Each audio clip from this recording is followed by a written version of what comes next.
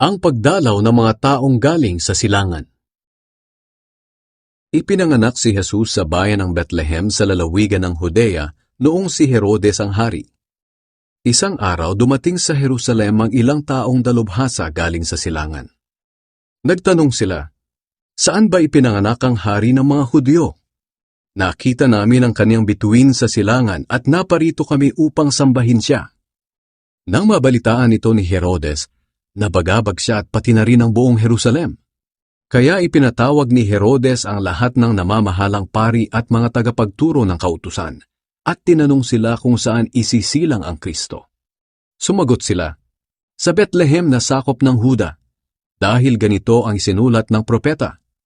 Ikaw Bethlehem sa lupain ng Huda, hindi ka huli sa mga pangunahing bayan ng Huda. Dahil magmumula sa iyo ang isang pinuno na magsisilbing pastol ng mga mamamayan kong Israelita." Nang marinig ito ni Herodes, palihim niyang ipinatawag ang mga taong galing sa silangan at inalam kung kailan talaga nila unang nakita ang bituin. Pagkatapos, pinapunta niya sila sa Bethlehem. Ipinilin niya sa kanila, "Lumakad na kayo at hanaping mabuti ang sanggol.